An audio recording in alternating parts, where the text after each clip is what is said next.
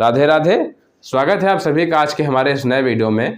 और आज हम धनतेरस वर्ष 2025 के बारे में संपूर्ण जानकारी प्राप्त करेंगे कि जैसे धनतेरस हम क्यों, कब और कैसे मनाते हैं।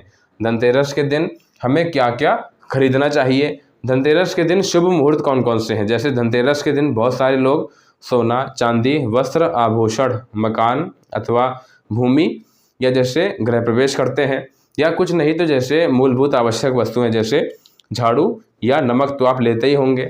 या फिर शाम को आप अपने घर में धन, धान्य, सुख संपत्ति की प्राप्ति के लिए माता लक्ष्मी और गणेश भगवान का पूजन करेंगे।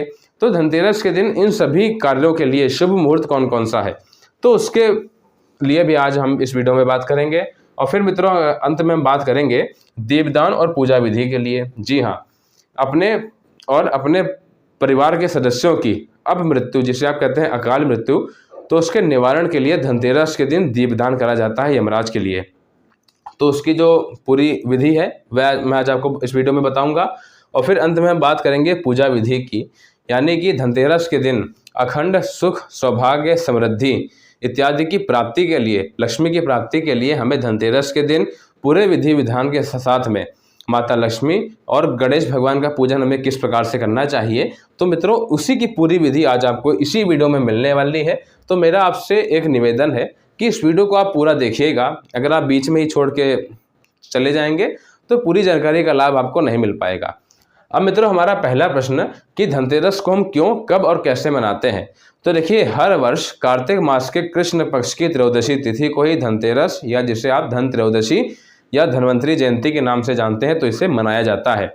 कहा जाता है कि इसी धनतेरस के दिन यानी धन त्रयोदशी के दिन ही समुद्र मंथन से धन्वंतरी जी अपने हाथों में अमृत कलश लेकर के प्रकट हुए थे, तो इसीलिए इसे धन्वंतरी जयंती के नाम से भी जाना जाता है। अब बारी आती है इसे हम कब मनाएंगे वर्ष 2025 में। तो मित्रों देखिए, कार्तिक मास के कृष्ण पक्ष की त्रयोदशी तिथि का आरंभ वर्ष 2025 में 18 अक्टूबर दिन शनिवार को दोपहर में 1:20 पे हो रहा है और इसका समापन अगले दिन 19 अक्टूबर दिन रविवार को दोपहर में 1:54 पे हो जाएगा। तो इस प्रकार से देखा जाए, चूंकि धनतेरस हो चाहे नरक चतुर्दशी जिसे आप छोटी दिवाली कहते हो अथवा दीपावली हो, तो इन सब त्योहारों में हम तिथि वही लेते हैं जो उदयकालिक ना हो बल्कि शाम के समय हमें मिले, यानी कि रात्रि व्यापनी होनी चाहिए, शाम के समय हमें तिथि मिलनी चाहिए। तो इस प्रकार से धनतेरस का जो पर्व है वर्ष 2025 में 18 अक्टूबर दिन शनिवार को ही मनाया जाएगा। अब मित्रों कैसे मनाना है, तो देखिए बहुत सारे लोग इसे अपने अपने हिसाब से मनाते हैं। जैसे बहुत से लोग इस दिन सोना, चांदी इत्यादि के आभूषण लेते हैं। नहीं हो पाता है सोना तो जो है चांदी लेते हैं, चांदी नहीं हो पाता है तो अपने अपने हिसाब से कुछ ना कुछ आभूषण वो लोग अवश्य लेकर के आते हैं। इसी के साथ साथ लोग अपने लिए वस्त्र लेते हैं। तो इस बार आपको ध्यान रखना है, हमेशा ध्यान रखना चाहिए आपको कि जब आप अपने लिए वस्त्र लें तो आपके घर में जैसे जो पूजा का मंदिर है, तो जैसे जो वहाँ पे मूर्तियाँ रखी हैं, जैसे लड्डू गोपाल जैसे मान लीजिए अपने घर में रखे हैं आपने, उनकी आप रोज़ जो है पूजा अर्चना करते हैं, तो उनके लिए भी आपको कुछ ना कुछ वस्त्र अथवा माला आपको उस दिन अवश्य लेनी चाहिए।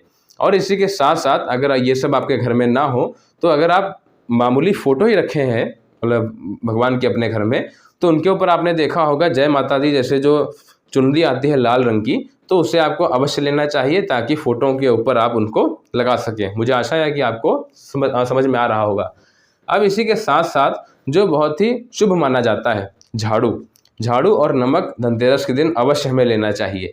फिर इसी के साथ साथ मित्रों बात आती है आभूषण के बाद, जैसे आपका आ गया वाहन, मकान या जैसे भूमि, तो गृह प्रवेश भी आप इस दिन कर सकते हैं, नया वाहन आप ले सकते हैं अथवा इसी के साथ साथ नए भूमि की रजिस्ट्री अपने नाम आप करवा सकते हैं।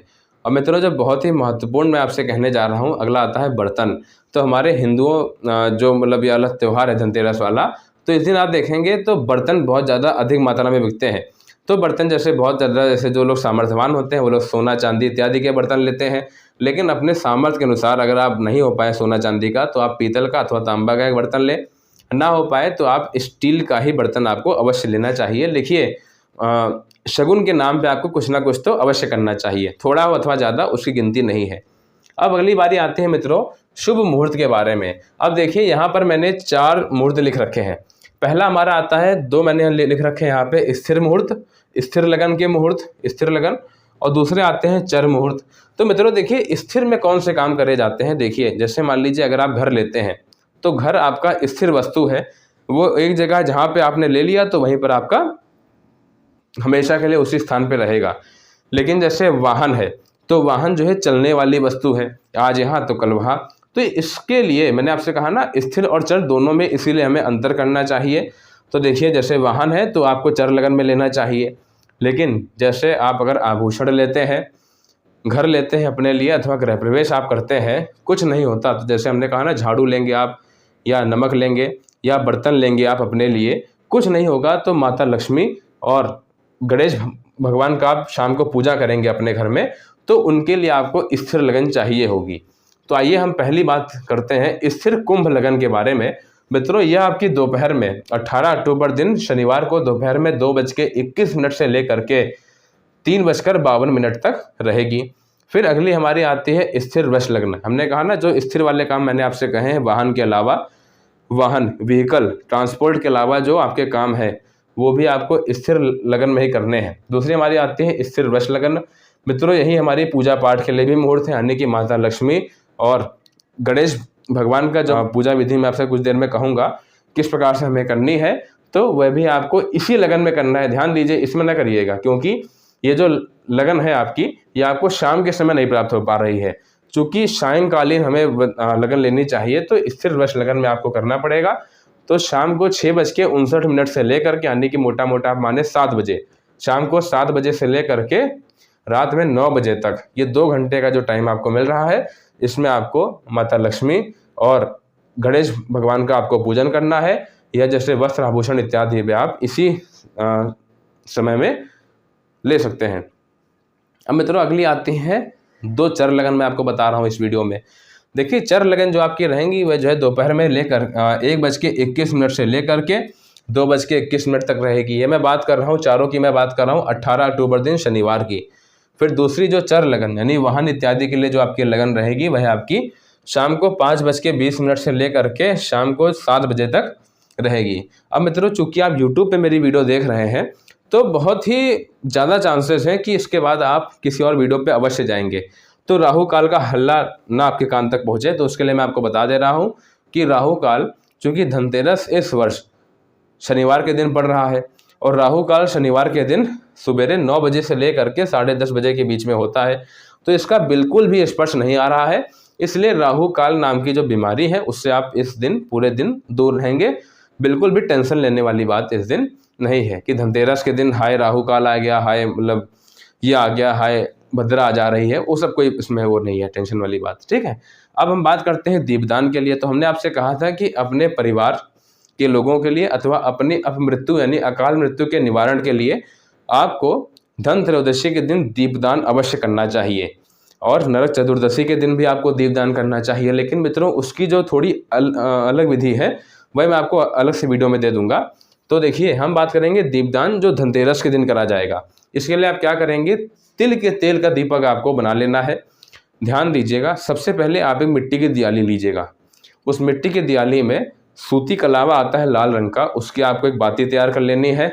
बाती को आपको दियाली में रख लेना है, तिल का तेल भर लेना है और जो आपका घर है तो उस घर का जो मेन गेट है, जो एकदम एंट्री पॉइंट होती है आपके घर की, वहाँ पर आपको जाना है और एंट्री पॉइंट पे जा करके आपको सबसे पहले कहीं एक कोने में थोड़े से अक्षत अथवा एक पत्ते को रख देना है और उसके ऊपर आपको उस दीपक को स्थापित कर देना है। ध्यान दीजिएगा, क्योंकि हमारे शास्त्रों में कहा गया है कि ना चैव स्थापित दीपम साक्षात भूमौ कदाचना, हमें कभी भी दीपक को सीधे भूमि पे नहीं रखना चाहिए। तो जैसे हमने कहा ना, आप एक पत्ता ले सकते हैं अथवा कुछ अक्षत ही उसके नीचे आप छोड़ दीजिए, फिर आप उस दीपक को उसके ऊपर रखिए और उस दीपक की जो बत्ती होगी, उस बत्ती का जो मुख है वह मित्रों फिर आपको वहाँ पर प्रज्वलित कर देना है और ध्यान देना है उस दक्षिण दिशा की ओर उसका मुख होना चाहिए। जैसे मान लीजिए उत्तर दिशा आपकी ये रही सामने की ओर, तो जो दीपक की बत्ती रहेगी उसका मुख जो है पीछे यानी कि दक्षिण दिशा की ओर होना चाहिए। जब आप दीपक को प्रज्वलित करेंगे तो आपको दोनों हाथ जोड़ करके यमराज जी का ध्यान करना है, कहना है हे यमराज जी, आप हमारा और हमारे परिवार के सभी सदस्यों की जो अपमृत्यु है, अकाल मृत्यु है, उसको आप हर लीजिए। यही हमारी आपसे प्रार्थना है। जो कुछ भी आप उनसे प्रार्थना करना चाहें इस प्रकार से, तो आपको उनसे कर लेनी चाहिए। और इस प्रकार से मित्रों, यमराज के लिए आपको धनत्रयोदशी, धनतेरस के दिन दीपदान अवश्य करना चाहिए। तो आइए आज की इस वीडियो में मैं आपको 2 विधि दूंगा। एक आती है छोटी विधि जिसे आप कहते हैं पंचोपचार, और दूसरी हमारी आती है विस्तृत विधि। मित्रों, मेरे पीछे जो यहाँ पर आप देख पा रहे हैं, यहाँ पर पूजन सामग्री और जो पूजन विधि मैंने लिख रखी है, तो इसको आप देख करके बिल्कुल भी घबराइए मत, क्योंकि यहाँ पर मैंने बहुत ही डिटेल में इसको लिख दिया है, इसीलिए थोड़ा आपको ज़्यादा मालूम पड़ सकता है। लेकिन मेरा आपसे निवेदन है एक बार कि आप थोड़ा मतलब टाइम निकाल करके इस वीडियो को अवश्य ही पूरा देखिए, ताकि आपको पूजन विधि यानी कि पूजा हमें किस प्रकार से करनी चाहिए। देखिए, पूजा बहुत लोग करते हैं, लेकिन फल बहुत कम लोगों को मिलता है, क्योंकि पूजा विधि का अभाव है लोगों में। एक बात और आती है, लोग कहते हैं कि पंडित जी हमें मंत्र नहीं आते, हम कैसे करेंगे अपने आप पूजा? क्या हमें अपने आप पूजा कर लेनी चाहिए घर में, अगर हमारे जो आचार्य हैं अथवा जैसे जो हमारे पंडित जी हैं उनको टाइम ना हो हमारे लिए? तो इसका मैं आपको उत्तर देता हूँ, हाँ, आप अपने घर पर स्वयं पूजा अवश्य कर सकते हैं। लेकिन जब आप दक्षिणा अर्पित करते हैं, तो जैसे मान लीजिए आपके घर में पंडित जी आए, तो उनके लिए आप दक्षिणा निकालेंगे अलग से। लेकिन अगर आप घर में स्वयं पूजा कर रहे हैं, तब भी आप जो दक्षिणा भगवान पर आप चढ़ाते हैं, तो उसे आपको बिल्कुल भी अपने उपयोग में नहीं लेना है। कहीं आपको उसे दान अवश्य कर देना चाहिए। नहीं कोई मिल रहा है आपको दान करने योग्य, तो आप जा करके उसे मंदिर में ही दान पात्र में डाल दीजिए। लेकिन आप स्वयं घर में पूजा करें, अथवा पंडित जी के द्वारा उनके सहयोग से आप अपने घर में पूजा करवाएं। लेकिन आपको दक्षिणा अवश्य ही अर्पित करनी चाहिए। ठीक, दूसरा आता है मंत्र। अब जैसे मान लीजिए लक्ष्मी माता का आप पूजन करने जा रहे हैं, लेकिन आपने कहा हमें तो मंत्र एक भी नहीं आता, तो जैसे मंत्र आप देखे होंगे, या देवी सर्वभूतेषु लक्ष्मी रूपेण संस्थिता नमस्तस्यै नमस्तस्यै नमस्तस्यै नमो नमः, अथवा सर्वमंगल मांगल्ये शिवे सर्वार्थ साधिके शरण्ये त्र्यंबके गौरी नारायणे नमोस्तुते। अथवा गणेश जी का मंत्र हम देखें, तो जैसे वक्रतुंड महाकाय कोटि सूर्य समप्रभा निर्विघ्नं कुरु मे देव सर्वकार्येषु सर्वदा। तो इत्यादि मित्रों, हर एक प्रकार से आप देखें तो आपको थोड़े बहुत इस प्रकार के छोटे मोटे मंत्र तो आपको आते होंगे। या जैसे अपने घर में आप लड्डू गोपाल जी का पूजन कर रहे हैं, तो ओम नमो भगवते वासुदेवाय, इस प्रकार से आप कहकर पूजन कर सकते हैं। आइए बढ़ते हैं पूजन विधि की ओर। बहुत ज़्यादा बातें हो गई। देखिए, सबसे पहले जब आप पूजन करें, जैसे मान लीजिए हम एग्जाम्पल ले लेते हैं कि धनतेरस के दिन अथवा दीपावली के दिन आप अपने घर में पूजन कर रहे हैं। सबसे पहले आप अपने घर में जहाँ पूजा का मंदिर है आपका, अथवा जैसे घर में आप जहाँ कहीं भी पूजन करते हो ना करते हो, तो आप क्या करेंगे, एक लकड़ी की चौकी पर, ठीक है, एक लकड़ी की चौकी पर आपको लाल या फिर पीले रंग का एक वस्त्र आपको बिछा लेना है। तूल का कपड़ा मार्केट में आता है, तो उसको आप बिछा लीजिए। बिछाने के बाद मित्रों, बहुत ही महत्वपूर्ण आता है दीपक, क्योंकि दीपक आपको तैयार करना पड़ेगा। धूपबत्ती में कोई टेंशन नहीं, लेकिन दीपक में ध्यान देना है कि दीपक आपका घी का हो या फिर तिल के तेल का। अब इसमें ध्यान देना है कि जब आप घी का दीपक इस्तेमाल करेंगे, तो वो आपका बाईं ओर रखा जाएगा। तिल के तेल का दीपक इस्तेमाल करेंगे तो आपके दाहिनी ओर रखा जाएगा। यानी जब आप दीपक को देखें, तो आपके दाहिनी ओर दीपक होना चाहिए। घी के दीपक में आपको सफ़ेद रुई की बत्ती का इस्तेमाल करना है, और तिल के तेल के दीपक में आपको लाल सूती कलावे का आपको उसकी बत्ती का इस्तेमाल करना है। अब मित्रों, हम आगे बढ़ते हैं। देखिए, यहाँ से लेकर के यहाँ तक की जो पूजन विधि है, अगर मैं चाहता तो मैं इसको ना लिखता, थोड़ी वीडियो छोटी बनती, तो लेकिन यहाँ से मित्रों यहाँ तक का जो मतलब विधि है, ये बहुत अधिक महत्वपूर्ण है, क्योंकि इसे किए बिना ना तो आपको पूजन का फल मिलेगा, और ना ही देवी देवता जान पाएंगे कि आप उनका पूजन किस उद्देश्य से कर रहे हैं। हमने आपसे कहा था पूजा हर कोई करता है, लेकिन थोड़ी पूजन विधि अगर जान ली जाए, थोड़ा उसमें भाव हम और जोड़ दें, तो उससे हमें और फल मिलेगा। तो पहला काम है शुद्ध आसन। आपको अपने घर में अथवा जहाँ कहीं भी आप पूजन कर रहे हैं, पूरब दिशा की ओर मुख करके आपको बैठ जाना है। इतना करने के बाद बारी आती है ग्रंथि बंधन की। अगर आपका विवाह हो चुका है, तो आपके दाहिनी ओर पूजा में आपकी श्रीमती बैठेंगी। आपके बाएं कंधे पर एक अंगोछा होगा, जिसका दूसरा सिरा जाएगा, आपकी श्रीमती एक चुनरी ओढ़ करके बैठी होंगी। उन दोनों अंगोछे और चुनरी की गांठ जोड़ी जाएगी। तो आपके गली मोहल्ले में जैसे कोई 9 या 12 साल से छोटी कन्या हो, उसके द्वारा, कोई ब्राह्मण के द्वारा, अथवा कोई मान्य अगर आपके हो, तो उनके द्वारा आपको कुछ अक्षत फूल और कुछ उसमें पैसे रखा करके आपको गांठ बंधवा लेनी चाहिए, ग्रंथि बंधन करवा लेना चाहिए। अब मित्रों, बारी आती है आचमन की, बहुत ज़्यादा महत्वपूर्ण। हम क्या करेंगे, एक लोटे में थोड़ा गंगा जल पहले ले लेंगे, और बाकी फिर उसमें हम शुद्ध जल अपने आप भर लेंगे बाकी उसमें, ठीक। और क्या करेंगे, उसमें एक आम का पत्ता ले लेंगे। ये आपको तब करना है जब आपके घर में पंचपात्र नहीं है। यह क्या होता है, तांबे का छोटा सा गिलास होता है, उसमें गंगा जल अथवा शुद्ध जल आप भर लेते हैं और एक छोटी सी तांबे की चम्मच आती है, उसे कहा जाता है आचमनी। तो मित्रों इन दोनों में से कोई एक आपके पास होना चाहिए। पहला आता है आचमन। क्या करेंगे, बाएं हाथ से आपको इस आचमनी को पकड़ना है और इसमें जल लेना है, फिर दाहिने हाथ में इस प्रकार से जल लीजिएगा, माथे में लगाइएगा, जल ग्रहण कर लीजिएगा। नीचे मित्रों 3 छोटे छोटे मंत्र आ रहे हैं। ओम केशवाय नमः, जल लिया, माथे में लगाया, जल ग्रहण कर लिया। फिर से ओम माधवाय नमः, ओम नारायणाय नमः, इस प्रकार से कह दीजिए, ज़्यादा अच्छा रहेगा।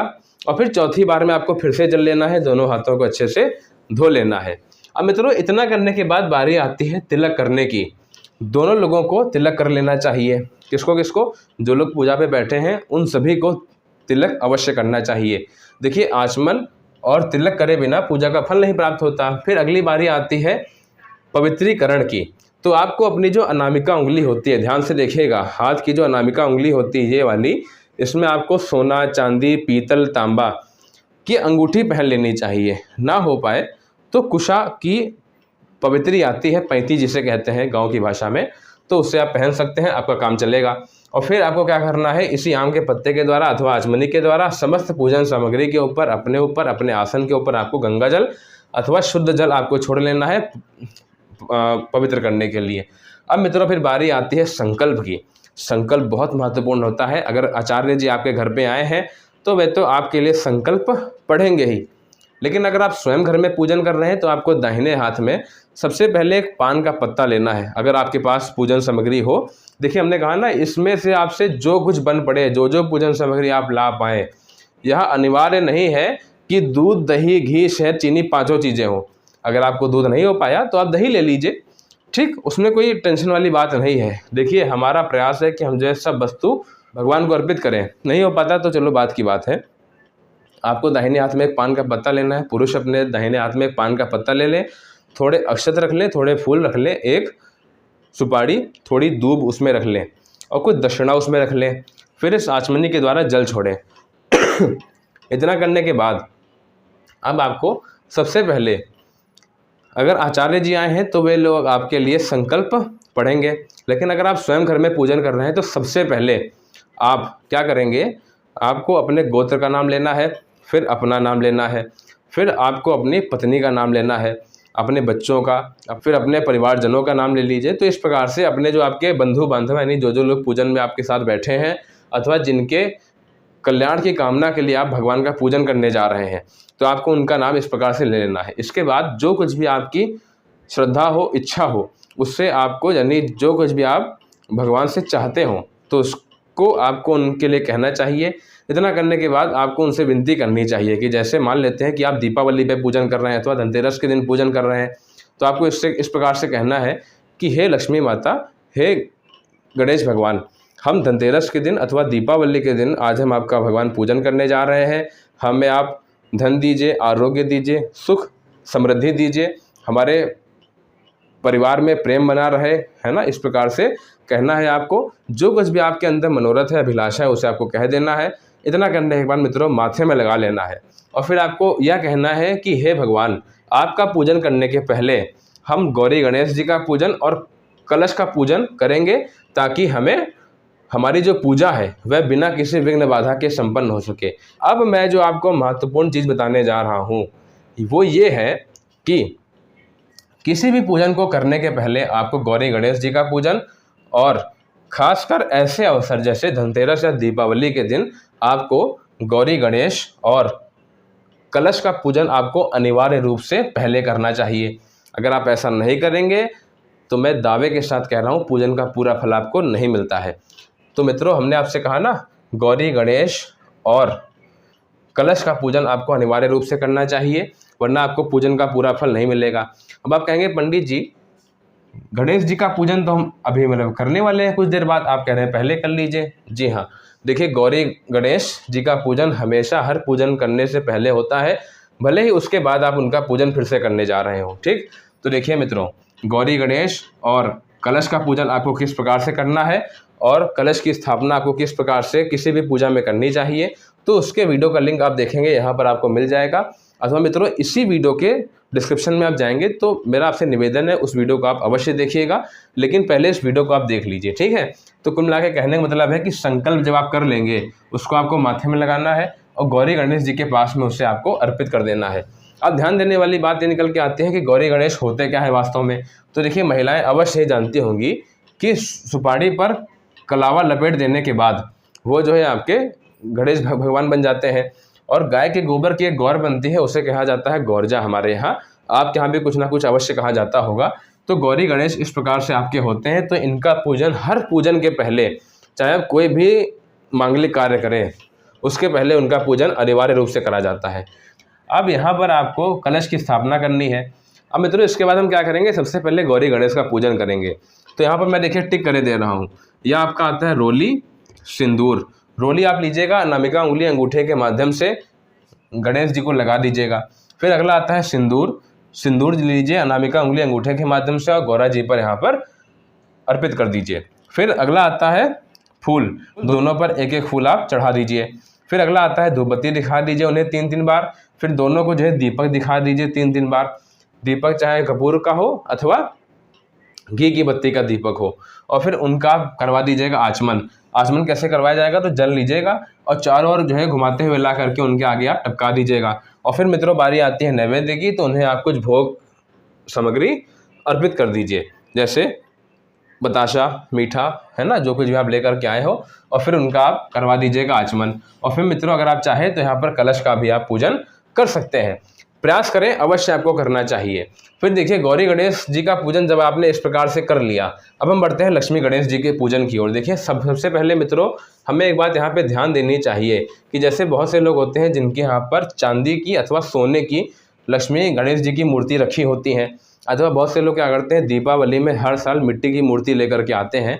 तो इन दो बातों का आपको ध्यान देना है। पहला ये, अगर धातु की मूर्तियाँ हैं तो उन पर अगर आप जल चढ़ाएंगे, दूध चढ़ाएंगे, दही चढ़ाएंगे, तो वो जो है मूर्ति मतलब पिघलेंगी नहीं। लेकिन अगर आपके मिट्टी की मूर्तियां हैं तो जैसे अगर आप उनके ऊपर जल छोड़ेंगे, अर्पित करेंगे दूध दही, तो वो सब जो है पिघल जाएंगी अथवा जो है वो जो है क्षतिग्रस्त हो सकती हैं। तो आपको इसके लिए मैं उपाय दूंगा थोड़ी देर में आगे अभी, ठीक है। तो देखिए, जो कुछ भी मूर्ति आप लेकर के आए हो तो उसके लिए आप उसी प्रकार से आपको करना है। पहला मित्रों आता है ध्यान। 2 फूल ले लीजिए माता लक्ष्मी और गणेश भगवान का, जिस प्रकार से आप उनकी छवि आज तक देखते हुए चले आए हो, उसको आपको माथे में लगा लेना है। दोनों के पास में आपको उसे अर्पित कर देना है। फिर बारी आती है आह्वान करने के लिए। तो प्रार्थना करिए, एक एक फूल ले लीजिए और लक्ष्मी गणेश जी के पास में आप उसे अर्पित कर दीजिए। फिर मित्रों, बारी आती है आसन की। फिर से एक एक फूल लीजिए, दोनों के पास एक एक फूल आप अर्पित कर दीजिए। अब जो मैंने आपसे अभी कहा था कि धातु की मूर्ति हो, चांदी सोने की या फिर मिट्टी की मूर्ति हो, तो उस बात का आपको अब ध्यान रखना है। करना क्या है, देखिए, अगर माता लक्ष्मी या गणेश जी की आपके पास धातु की मूर्तियां हैं, चांदी या सोने की मूर्तियां हैं, तो आप क्या करेंगे, उनके स्नान वगैरह के लिए क्या करना होगा, आपको एक थाली आपको लेनी है साफ, ठीक है। ध्यान दीजिए, उस थाली में आप भोजन ना करते हो, ऐसी थाली मत लीजिएगा। पूजा वाली थाली हो, उसमें आपको रोली के द्वारा अष्टदल कमल, जो कि इस प्रकार से यहाँ पर बना हुआ है, इसको आपको रोली के द्वारा उस थाली में बना लेना है। ना हो पाए तो स्वास्तिक आप बना लीजिएगा। और फिर उसके ऊपर आपको चाहे आप पान के पत्ते रख लीजिए और उसके ऊपर आपको लक्ष्मी गणेश जी की मूर्ति को आपको स्थापित कर लेना है। अब ध्यान दीजिएगा, अगर मिट्टी की मूर्ति आप लेकर के आए हो तो क्या करेंगे, उन्हीं मिट्टी की मूर्ति को आपको यहीं पे रखे रहने देना है। उन मिट्टी की मूर्ति को आप यहीं चौकी पे रखे रहने दीजिए। उसी के सामने बस आप एक गहरी कटोरी रख लीजिए। उन्हीं के सामने चौकी पर आप एक गहरी कटोरी रख लीजिएगा। बस अब ध्यान देना है कि जो जो हम आपसे कहेंगे, जैसे मान लीजिए हमने कहा दूध, तो अगर हमने आपसे कहा दूध, तो आप कि अगर धातु की मूर्तियाँ हैं, चांदी सोने की हैं, तो उन मूर्तियों पे आप दूध छोड़ेंगे। अगर मिट्टी की मूर्तियाँ हैं तो आपको इस कटोरी में उनका ध्यान करते हुए आपको छोड़ना है। चलिए, पहली बारी आती है जल की। तो आपको लोटे में जल लेना है और आपको माता लक्ष्मी और गणेश भगवान पे आपको जो है जल चढ़ाना है। अगर धातु की मूर्तियां हैं तो लोटे में जल लीजिएगा और दोनों मूर्तियों को आप जो है स्नान करवाइएगा। अगर मिट्टी की मूर्तियां हैं तो मित्रों आप क्या करेंगे, लोटे में आपको जल लेना है और फिर आप चाहे इस आजमनी में आप जल ले लीजिए और चारों ओर चौकी पर जो मिट्टी की मूर्तियां हैं इनके चारों ओर घुमाते हुए ला करके आपको इस कटोरी में टपका देना है। नहीं तो सीधे लोटे से भी आप इसी कटोरी में इनका ध्यान करते हुए आप चढ़ा सकते हैं। इस बात का ध्यान रखिए। तो जल आपको जो है 5 बार छोड़ना है। ठीक है, दोनों मूर्तियों पे आपको 5 बार छोड़ना है अथवा इस कटोरी में आपको 5 बार छोड़ना है। अब बारी आती है दूध की। दोनों मूर्तियों पर अथवा यहाँ पर दूध छोड़िए, फिर इनका आप करवा दीजिए आचमन। आचमन कैसे कराएंगे? लोटे से जो है जल फिर से दोनों के ऊपर छोड़िएगा, जल छोड़िएगा दोनों के ऊपर। अथवा मिट्टी की मूर्तियाँ हैं तो चारों ओर घुमा कर ला करके यहाँ पर टपका दीजिएगा जल। ठीक, अब बारी आती है दही की। गाय का दही छोड़िए, आचमन करवाइए, फिर गाय का घी छोड़िए, आचमन करवाइए, शहद अर्पित करिए, आचमन करवाइए, चीनी, फिर आचमन। फिर बारी आती है पंचामृत। गाय का कच्चा दूध, दही, घी, शहद और चीनी, इन पांचों को मिला करके बनता है पंचामृत। इन पांचों को मिला लीजिए और फिर इसके द्वारा आप इनका करवा दीजिए आचमन। अब मित्रों इसके बाद बारी आती है गंधोदक की। गंधोदक माने होता है चंदन को जल में घोर लेना। घोरने के बाद उसके द्वारा आप जो है स्नान करवाइए। अगर मिट्टी की मूर्तियां हैं तो चारों ओर घुमा करके लाइएगा और फिर इनके आगे यहाँ पर आप उसको टपका दीजिएगा, है ना, स्नान करा दीजिएगा एक प्रकार से ध्यान करते हुए। फिर मित्रों बारी आती है गंगा जल की। शुद्ध जल यानी गंगा जल जो है छोड़िए दोनों मूर्तियों के ऊपर अथवा इन मूर्तियों के चारों ओर घुमा कर ला करके यहाँ पे आगे टपका दीजिए। फिर बारी आती है 2 बार जो है आचमन करवा दीजिएगा। अगर ये मूर्तियां हैं तो उन दोनों के ऊपर आपको 2 बार में ऐसे जल छोड़ना है अथवा कुछ इस प्रकार से आप इन पे जल छोड़िए, अच्छे से इनको साफ कर दीजिए ताकि जैसे जो दूध, दही, घी, चंदन इत्यादि जो लगा रह गया हो इनके ऊपर वो सब अच्छे से साफ हो जाए। और फिर इनके ऊपर तो आपको जल छोड़ना है ही नहीं, यहाँ पर कटोरी में आप कर दीजिएगा। अब मित्रों इसके बाद बारी आती है वस्त्र और उपवस्त्र की। इन दोनों मूर्तियों को आप बहुत ही प्रेम पूर्वक आहिस्ता आहिस्ता उठा लीजिए और किसी साफ कपड़े के द्वारा अच्छे से पोंछ लीजिए और फिर उनको यथास्थान आप वहीं पर स्थापित कर दीजिए मूर्ति को। ध्यान रहे गणेश भगवान दाहिने होंगे और लक्ष्मी माता बाईं ओर होंगी। अब मित्रों इसके बाद बारी आती है वस्त्र उपवस्त्र की। हमने आपसे कहा तो मार्केट में मूर्तियों के लिए अलग से वस्त्र आते होंगे, आपने देखा होगा। ना हो पाए तो सूती कलावा आता है लाल रंग का, उसको आप हाथी में 3 फेरा मतलब घुमा लीजिए और 3 फेरा घुमाने के बाद तोड़ लीजिए और हर एक मूर्ति को 2-2 बार पहना दीजिए और फिर उन दोनों का करवा दीजिएगा आचमन। चाहे धातु की मूर्ति हो चाहे मिट्टी की मूर्ति हो, जल लीजिएगा आचमनी से अथवा आम के पत्ते से और चारों ओर घुमा करके ला करके आगे टपका दीजिएगा। अब बारी आती है जनेऊ की। गणेश भगवान को जनेऊ अर्पित करिए, फिर उनका आप करवा दीजिए आचमन। फिर बारी आती है आभूषण की। अगर आप सामर्थ्यवान हैं तो सोने अथवा चांदी के आभूषण आप मूर्तियों पर अर्पित करें, चढ़ाएं। फिर बारी आती है रोली की। अनामिका उंगली से दोनों मूर्तियों पर मतलब दोनों भगवानों के रोली लगा दीजिए। फिर बारी आती है लाल चंदन की। लाल चंदन लगाइए, फिर सिंदूर लगा दीजिए। फिर बारी आती है इत्र की। अगर स्प्रे वाला इत्र हो तो किसी फूल में स्प्रे करके अथवा थोड़ा पास में ही वस्त्रों पे स्प्रे कर दीजिए। फिर बारी आती है अक्षत की। तो गणेश भगवान और माता लक्ष्मी दोनों के ऊपर आप हल्दी रंगे हुए पीले अक्षत छोड़िए। फिर मित्रों अगली बारी आती है धनिया की। तो देखिए कहीं कहीं देखा गया है, ऐसा हमारे यहाँ भी होता है कि माता लक्ष्मी के ऊपर अक्षत कम चढ़ते हैं, साबुत धनिया जो होती है हरे रंग की तो वो ज़्यादा चढ़ती है। तो आप क्या करेंगे, उनके लिए आप जो है थोड़ी साबुत धनिया, गुड़ और खील बताशा उनको आप भोग लगा सकते हैं, उनके ऊपर थोड़ा थोड़ा छोड़ सकते हैं। फिर बारी आती है फूल माला की। कमल का फूल है या जैसे गुड़हल का फूल है या जैसे जो कुछ भी फूल आपको मार्केट में अथवा अपने घर के आसपास सरलता से उपलब्ध हो सके उन्हें आपको लक्ष्मी गणेश जी के ऊपर अर्पित करना चाहिए। फिर बारी आती है मित्रों दुर्वा की। मतलब गणेश जी को दुर्वा अत्यंत प्रिय है तो उन्हें आप दुर्वा भी अर्पित करें। फिर बारी आती है धूप बत्ती की। उन्हें 3-3 बार आप धूप बत्ती दिखाइए।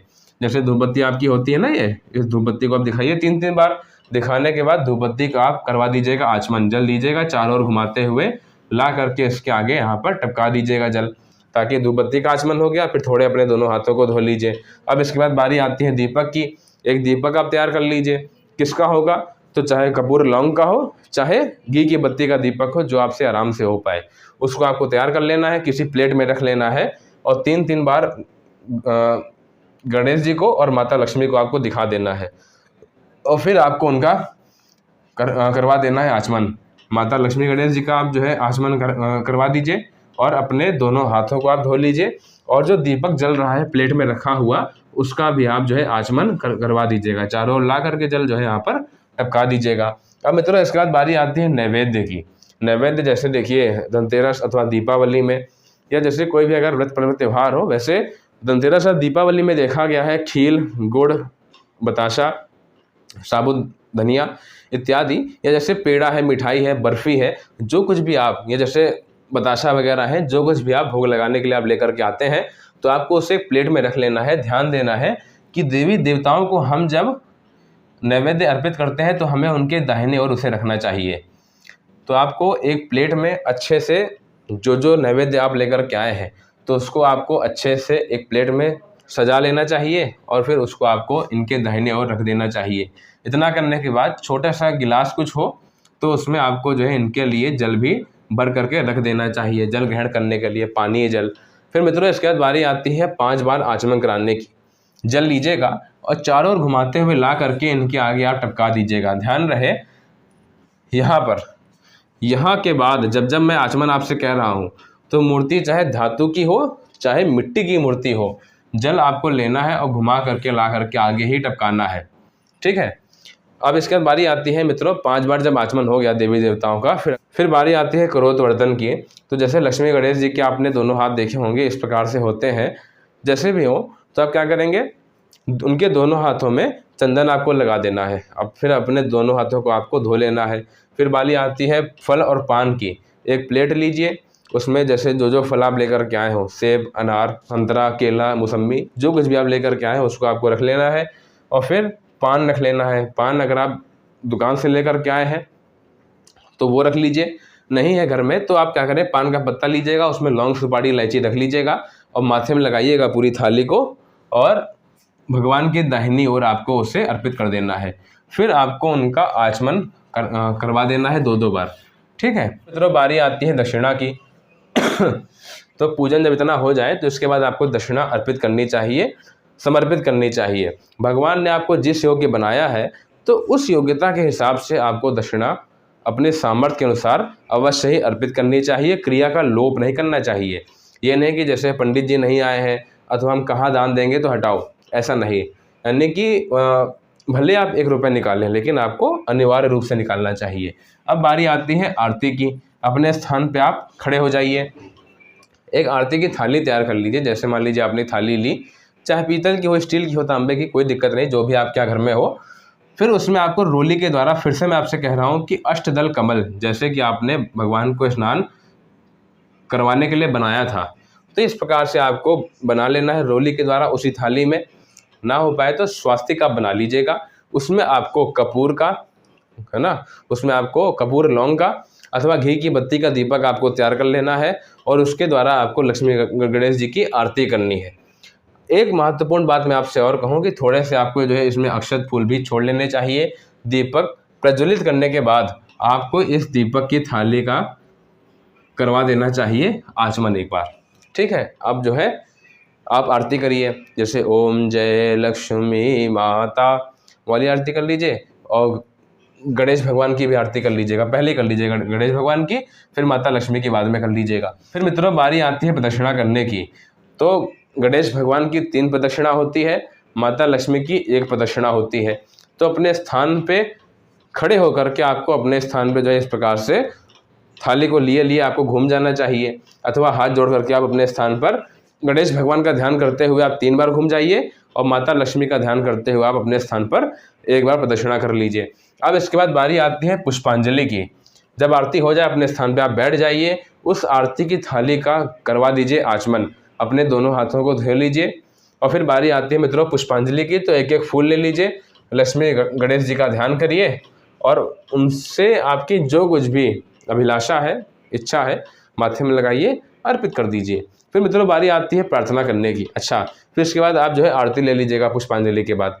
फिर बारी आती है प्रार्थना करने की, प्रार्थना कर लीजिए।